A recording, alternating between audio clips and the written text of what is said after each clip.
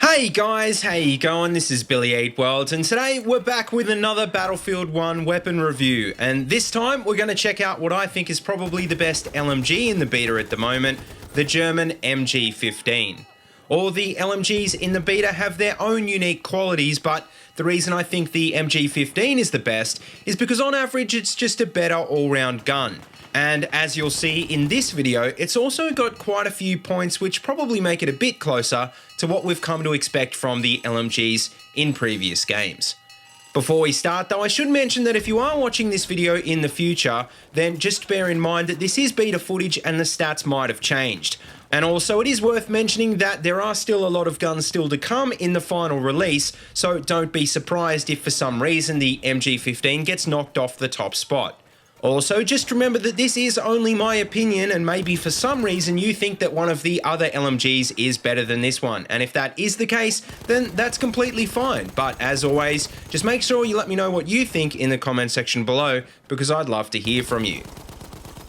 Now, to kick off, the MG15 fires at 500 RPM and deals 23 damage out to 15 meters, which drops off to 17.5 at about 28 meters. And so, in other words, what this translates into is at least a 5-shot kill at close range and up to a 6-shot kill at long range, assuming, of course, you don't land any headshots. This means that you aren't going to need a large capacity if you expect to take out long-range targets, which fortunately the MG15 does have. In fact, it's actually got the largest capacity in the category at the moment, with 100 rounds in the light infantry variant and a massive 200 rounds in the suppressive variant. Not only does it have the capacity for long-range targets, it's actually also got the best muzzle velocity in the category of 870 meters per second. And not just that, it's also got one of the best base standing accuracy stats of 0.24, although it does have a less than impressive moving ADS of 0.96. Another not so impressive point of this gun is the recoil pattern, but with that being said, it is still slightly better than the Madsen. And with that being said, it's not like it's that hard to control anyway, and I really don't think any veteran player is going to have much trouble with this gun at all. Now, bearing all of this in mind, when you compare it with all the other LMGs, you can see that it's not like the MG15 is clearly the standout best. And in fact, I think you can probably argue that some of the other guns might even be better for different situations, but as a whole, I still think this one probably takes the top spot.